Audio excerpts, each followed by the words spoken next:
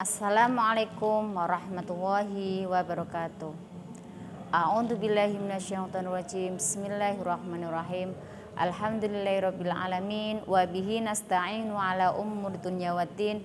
Wassalatu wassalamu ala asyrofil anbiya'i wal mursalin sayyidina wa maulana Muhammadin wa ala alihi wa sahbihi ajma'in, amma ba'd. Anak-anakku sekalian, sebelum kita mempelajari tentang strategi dakwah Nabi Muhammad SAW di Madinah, marilah kita awali pembelajaran kali ini dengan berdoa, memohon kepada Allah sehingga kita diberikan pemahaman yang benar dan mudah-mudahan mendapat ridhonya dengan membaca basmalah bersama. Bismillahirrahmanirrahim.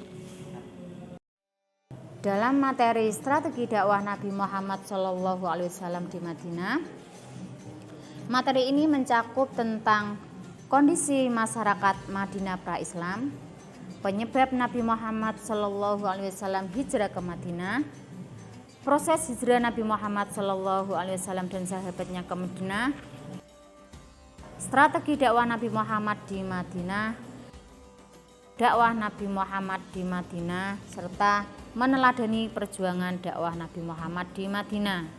Kondisi masyarakat Madinah pra-Islam, di mana masyarakat Madinah sebelum Islam menganut agama Yahudi dan Nasrani dan juga menganut paham paganisme, yaitu paham yang meyakini bahwa berhala-berhala maupun benda-benda alam seperti matahari, bulan, dan bintang patut mereka sembah karena dianggap memiliki kekuatan.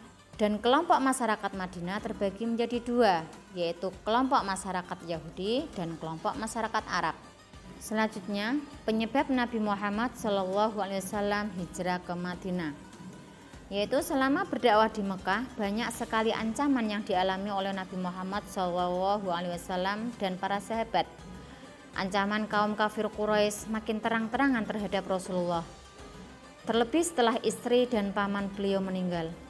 Melihat kondisi tersebut, Rasulullah merasa bahwa dakwah yang dilakukan di Mekah sulit untuk berkembang. Melihat kondisi umat Islam di Mekah yang semakin terdesak, Rasulullah memutuskan untuk hijrah ke Madinah. Keputusan Rasulullah SAW memilih Madinah sebagai tujuan hijrah tidak lepas dari adanya peristiwa perjanjian Aqabah. Dengan disepakatinya perjanjian tersebut, berarti bahwa beliau sudah bisa diterima oleh sebagian masyarakat di Madinah dengan tangan terbuka. Selain itu, umat Islam akan mendapatkan perlindungan yang baik di sana.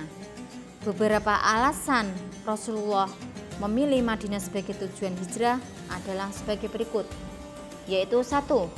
Masyarakat Madinah memiliki sikap yang ramah. 2. Rasulullah SAW memiliki hubungan kerabat dengan salah satu suku di Madinah, yaitu suku Khazraj. 3. Letak Madinah yang sangat strategis untuk pengembangan Islam. 4. Masyarakat Yasrib memiliki pengalaman dalam berperang. 5. Penduduk Madinah meminta langsung kepada Rasulullah SAW untuk mengajarkan agama Islam. Strategi dakwah Nabi Muhammad SAW di Madinah, yaitu langkah-langkah untuk membangun masyarakat Islam di Madinah.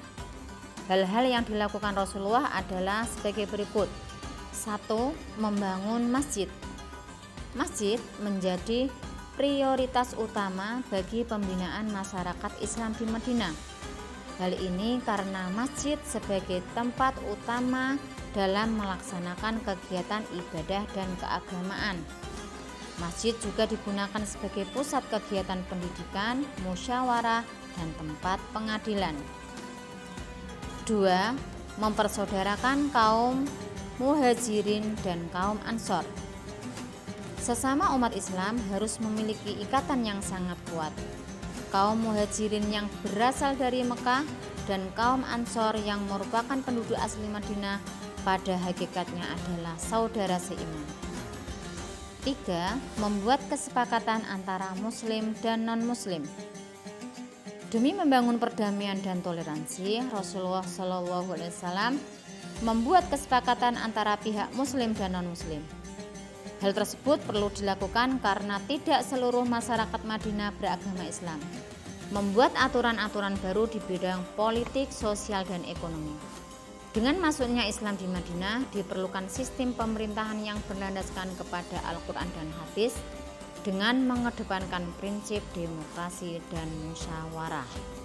Selanjutnya, tantangan dakwah Nabi Muhammad SAW di Madinah. Secara umum, dakwah Nabi Muhammad SAW di Madinah berjalan dengan sangat baik. Akan tetapi, terdapat rintangan-rintangan yang harus dihadapi oleh beliau. Rintangan tersebut muncul karena ada sebagian masyarakat Madinah yang tidak setuju dengan kepemimpinan Rasulullah SAW. Pada hakikatnya, Islam tidak menghendaki adanya perang. Tetapi karena kaum kafir Quraisy memfitnah, meneror, dan memusuhinya, akhirnya terjadilah peperangan antara kaum muslimin dengan kaum kafir Quraisy. Perang yang dilakukan umat Islam tidak bersifat menyerang, akan tetapi peperangan itu sebagai bentuk perlindungan diri dari ancaman kaum kafir. Adapun perang yang terjadi antara lain yaitu 1. Perang Badar, 2. Perang Uhud, 3. Perang Khandaq. Meneladani perjuangan dakwah Nabi Muhammad SAW di Madinah. Tolong menolong dalam kebaikan. Pertolongan dan perlindungan dari kaum Ansor bagi kaum Muhajirin merupakan bukti nyata bahwa Islam mengajarkan untuk saling membantu antar sesama. 2. Toleransi.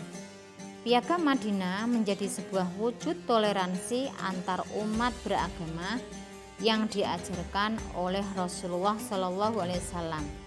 Oleh karena itu, dimanapun berada, kalian harus selalu hidup rukun dan berdampingan. 3. Bijaksana. Kepemimpinan Rasulullah SAW di Madinah menjadi bukti bahwa beliau orang yang bijaksana, di mana Nabi Muhammad SAW dalam mengambil kebijakan selalu mengedepankan kepentingan bersama. Demikian anak-anak, setelah kita mempelajari tentang strategi dakwah Nabi Muhammad di Madinah, mudah-mudahan kita bisa mencontoh atau meneladani apa yang sudah dilakukan oleh Rasulullah, di mana dalam berdakwah itu kita tidak bisa langsung berhasil, tapi harus menggunakan strategi-strategi sebagaimana yang dicontohkan oleh Rasulullah SAW. Dan mudah-mudahan kita bisa melanjutkan perjuangan dakwah Nabi Muhammad SAW, dan semoga pembelajaran kali ini kita bermanfaat. Amin ya rabbal alamin. Assalamualaikum warahmatullahi wabarakatuh.